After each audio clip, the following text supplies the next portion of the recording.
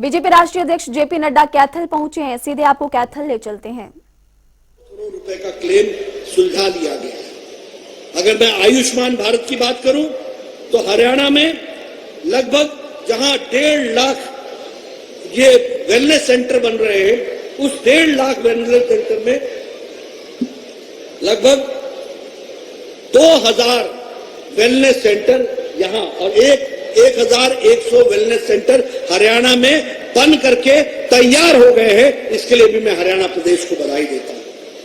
अगर मैं आयुष्मान भारत की बात करूं तो 11 करोड़ परिवारों को 5 लाख रुपए का हेल्थ केयर मिल रहा है और उसमें से 16 लाख लोग परिवार हमारे हरियाणा के हैं। ये भी हमको याद रखना चाहिए। तो इस तरीके से विकास की एक गाथा लिखी जा सकती है। अगर हम रूरल डेवलपमेंट की बात करें तो उदय योजना में इलेक्ट्रिसिटी 1 करोड़ 29 लाख परिवारों को दिया जा चुका है। उसी तरीके से अगर हम बात करें सौभाग्य की तो जहां 2 करोड़ 62 लोगों को मिला है, वहां 55,000 लोग यहां पर उनको बिजली मिली है और हरियाणा 100% इलेक्ट्रिफिकेशन हो चुका है। यह भी हमको समझना है। इसलिए मित्रों बहुत से विकास के काम हुए, सोशल साइड में देखा जाए, बाकी सारे साइड में देखा जाए, सभी दृष्टि से विकास की एक नई कहानी लिखी गई। यहां जब मैं आया हूं तो मैं कैथल को मेडिकल कॉलेज मिला है और कैथल को जब मेडिकल कॉलेज मिला तो ये छोटी घटना नहीं है मित्रों। ये मेडिकल कॉलेज सिर्फ मेडिकल कॉलेज नहीं होगा। याद रखना, इस मेडिकल कॉलेज के बनने से अब आपके गांव तक डॉक्टर पहुंचेगा और गांव में भी डॉक्टर अपनी क्लिनिक लगाएगा। इस बात को समझना। उसी तरीके से हम भिवानी में मेडिकल कॉलेज खोला है। उसी तरीके से all India institute of medical sciences का मनेठी में, हम रेवाड़ी में उस काम को अब आगे बढ़ा रहे हैं। अगर हम बात करें तो 30,000 करोड़ रुपए नेशनल हाईवे पर खर्च हो रहा है। और अगर हम स्पोर्ट्स सेंटर की बात करें तो जो 267 सेंटर्स बन रहे हैं उसमें 8 सेंटर यहां हरियाणा में बन रहे हैं और 8 में हिसार भी है, कुरुक्षेत्र भी है, पंचकुला भी है, सोनीपत भी है। ये स्पोर्ट्स के सेंटर्स बन रहे हैं। अगर हम फॉरेन डायरेक्ट इन्वेस्टमेंट की बात करें तो हरियाणा में इस वक्त 36,000 करोड़ रुपए विदेशी मुद्रा का निवेश हो रहा है। ये आज हरियाणा का जगह बनती है जो आज निवेश की जगह बन रही है। दुनिया यहां निवेश करने आ रही है। ये बदलता हरियाणा है मनोहर लाल जी के नेतृत्व में, उसको भी हमको समझना है। नेशनल कैंसर सेंटर बना है, सबसे बड़ा centre national cancer centre Jhajjar में हरियाणा में बना है। आपके अंबाला में हमने कैंसर सेंटर दिया है, 72 करोड़ रुपए का, जिससे ज्यादा का लगभग 100 करोड़ रुपए उसमें खर्च हुआ है। उसी तरीके से यहां सोनीपत, सोना, मानेसर और खरकोडा एक ऑर्बिट का रोड बन रहा है जिसमें 5,600 करोड़ रुपए खर्च हो रहे हैं। विकास की दृष्टि से अगर हम कहें, जैसा मैंने कहा अंबाला में भी कैंसर सेंटर बना है। कॉमनवेल्थ गेम्स के बारे में मैंने आपके साथ चर्चा की है। अगर मैं हरियाणा के विकास की बात करूं तो मैं ये कह सकता हूं तब और अब को मैं आपके सामने रखना चाहता हूं। 2014 में हरियाणा 8,700 मेगावाट प्रोड्यूस करता था बिजली। आज हरियाणा 12,500 मेगावाट बिजली पैदा कर रहा है। उसी तरीके से नेशनल हाईवे उस समय 2,050 किलोमीटर थी, आज 3,250 किलोमीटर नेशनल हाईवे है। उसी तरीके से जो स्टेट हाईवे है वो 42,000 किलोमीटर थी, आज वो 50,000 किलोमीटर हो गई। और स्टार्टअप की बात करें तो 75,000 स्टार्टअप में 5,000 स्टार्टअप हरियाणा के नौजवान कर रहे हैं। उनको मैं बधाई देना चाहता हूं, उनको मैं इसके लिए बहुत बहुत साधुवाद देना चाहता हूं। मैंने कैथल की बात की। कैथल के मेडिकल कॉलेज में 997 करोड़ रुपए खर्च होंगे। कितने खर्च होंगे? कितने? 997 करोड़। आप समझिए कि क्या तस्वीर बदलेगी।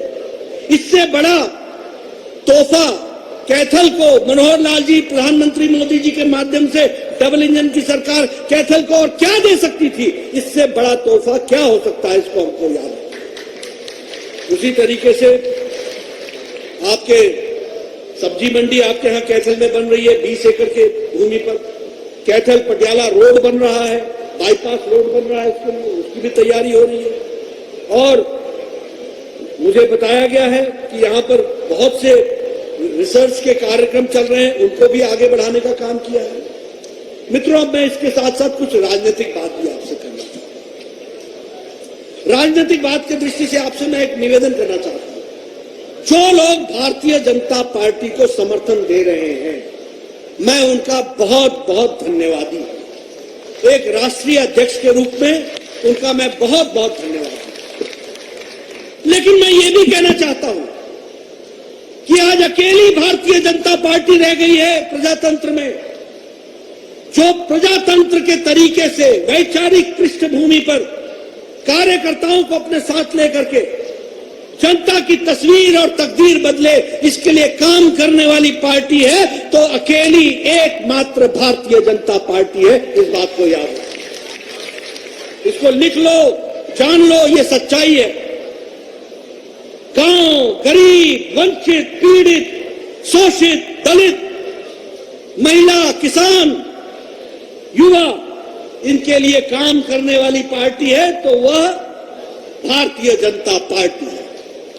आपने देखा लाल किले से प्रधानमंत्री जी ने महिला सम्मान की बात की। कोई किसी प्रधानमंत्री ने आज तक महिला सम्मान की बात की थी? बेटी बचाओ बेटी पढ़ाओ का नारा देकर के महिलाओं को सम्मान के साथ खड़ा करने का काम किया है तो मोदी जी के नेतृत्व में भारतीय जनता पार्टी ने किया। इसको याद रखना। ये शौचालय की बातचीत, महिला सम्मान की बातचीत, प्रधानमंत्री जी ने लाल किले से कहा था कि हमको स्वच्छता अभियान चलाना है और हमको टॉयलेट्स बनाने हैं, इज्जत घर बनाने हैं। कांग्रेस ने प्रधानमंत्री मोदी जी के भाषण का खिल्ली उड़ाई थी। क्या कहा था? लाल किले से शौचालय की बात करता है प्रधानमंत्री, ये कोई जगह है बात करने की? मित्रों, प्रधानमंत्री जी ने 11 करोड़ शौचालय बना करके बाहर शौचालय जाने से देश को मुक्ति दिलाई। और 11 करोड़ शौचालय बनाने का मतलब होता है 11 करोड़ इज्जत घर। जो महिलाएं अपने दैनिक जीवन के कार्य के लिए खेतों में जाया करती थी, उनको इज्जत देने का काम किया तो नरेंद्र मोदी ने किया भारतीय जनता पार्टी के लिए।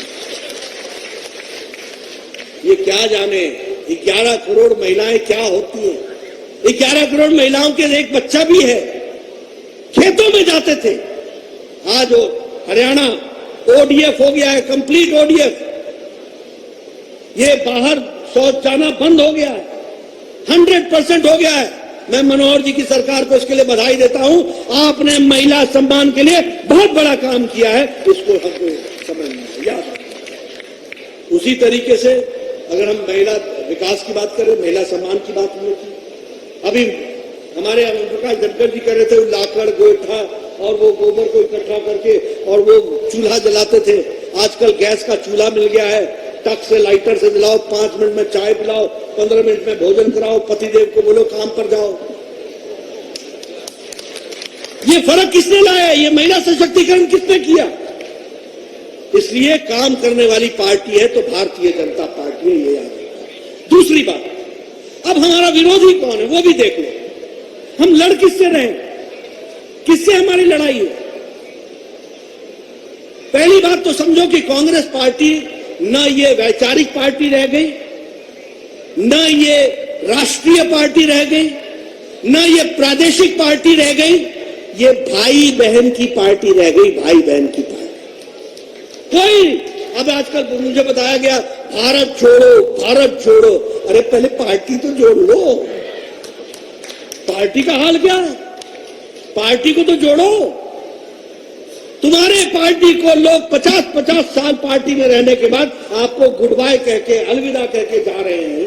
कभी तुमने सोचा है क्यों जा रहे हैं, क्यों छोड़ रहे हैं? 50 साल 5 दशक जिसने पार्टी के लिए लगाया हो, खून पसीना दिया हो, वो आपको गुड बाय कह के जा रहा है। क्यों जा रहा है? इसलिए जा रहा है कि भारत जोड़ो तो छोड़ो, पहले पार्टी संभालो, इसको देखो। लेकिन मैं आपके सामने तस्वीर खींचना चाहता हूं। जम्मू कश्मीर मैं किससे लड़ रहा हूं? Bharatiya Janata party. National conference क्या है? परिवार की पार्टी। अब्दुल्ला, फारूक अब्दुल्ला, उमर अब्दुल्ला। पीडीपी, मुफ्ती महबूबा मुफ्ती की पार्टी। आप पंजाब आ जाओ, शिरोमणि अकाली दल किसकी पार्टी? परिवार की पार्टी। यहां आप कांग्रेस को भी देख लो, ये भी अब परिवार की पार्टी हो गई है। बाकी तो परिवार की पार्टियां थी। आप उत्तर प्रदेश की बात कर लो, इतना बड़ा प्रदेश, 24 करोड़ का प्रदेश है। भारतीय जनता पार्टी किससे लड़ रही है? समाजवादी पार्टी से। कौन है समाजवादी पार्टी? मुलायम सिंह और अखिलेश की पार्टी। नीचे साफ कांग्रेस 387 सीट पर चुनाव लड़ी और 387 सीट्स में 380 सीट्स में जमानत जब्त हो गई, सुपड़ा साफ हो गया। ये है कांग्रेस का। बिहार हम किससे लड़ रहे हैं? परिवार की पार्टी। आरजेडी किसकी पार्टी है? लालू की पार्टी, तेजस्वी की पार्टी। बंगाल हम किससे लड़ रहे हैं? टीएमसी कौन सी पार्टी है? ममता की पार्टी और अभिषेक की पार्टी, भाई भतीजा और मासी की पार्टी। बंगाली में बोलते हैं पीसी और भाईपो की पार्टी। आप नीचे आ जाओ, बीजू जी की पार्टी। आप उससे नीचे चले जाओ, आंध्र प्रदेश में वाईएसआर, जगनमोहन की पार्टी। किसकी पार्टी है? कांग्रेस से टूट करके परिवार की पार्टी है। तेलंगाना किसकी पार्टी है? चंद्रशेखर राव। कौन है ये? टीआरएस, तेलंगाना राज्य समिति। किसकी पार्टी है? बेटे की पार्टी, दामाद की पार्टी, बेटी की पार्टी, परिवार की पार्टी, बाकी सबकी छुट्टी। तमिलनाडु किसकी पार्टी है? स्टालिन की पार्टी। डीएमके किसकी पार्टी है? करुणानिधि स्टालिन की पार्टी है। शिवसेना किसकी पार्टी रह गई? परिवार की पार्टी रह गई। और बाकी सब तो छोड़ करके चले गए, असल शिवसेना तो निकल गई। इसलिए मित्रों, एक तरफ लोगों की तस्वीर और तकदीर बदलने के लिए एक योद्धा के रूप में नरेंद्र मोदी देश की सेवा में जुटे हैं और भारतीय जनता पार्टी पूरी ताकत से उनके साथ लगी है।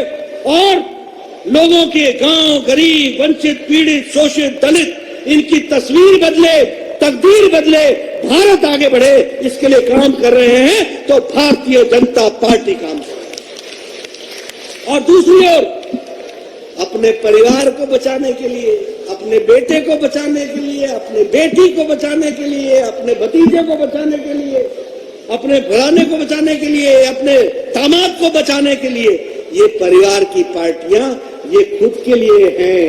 हम देश के लिए हैं, वो परिवार के लिए हैं। और तीसरी बात समझ लो, जो लोग भ्रष्टाचार की लड़ाई लड़ रहे हैं वो खुद ही बेल पर है। वो खुद ही बेल पर है। ये क्या लड़ेंगे? ये क्या लड़ पाएंगे? ये तो खुद इनकी पांव जंजीरों से बंधे हुए हैं। ये क्या लड़ाई लड़ेंगे? ये क्या जनता को देंगे? इसलिए मित्रों, जो भारतीय जनता पार्टी का समर्थन कर रहा है, मैं उनको बधाई तो देता ही हूं, लेकिन मैं उनको यह भी बताना चाहता हूं कि आपने सही रास्ता पकड़ा है मोदी जी के नेतृत्व में। और मनोहर जी जो यहां अच्छा काम कर रहे हैं, उसको आप आशीर्वाद दीजिए। हरियाणा को तीव्र गति से आगे बढ़ाइए, भारतीय जनता पार्टी को आगे ले जाइए और परिवार वालों को परिवार की चिंता करने के लिए छोड़ दीजिए। आप जनता की चिंता करना शुरू करें, उस काम को आगे बढ़ाएं। इन्हीं शब्दों के साथ बहुत बहुत धन्यवाद। जय भारत, जय हरियाणा।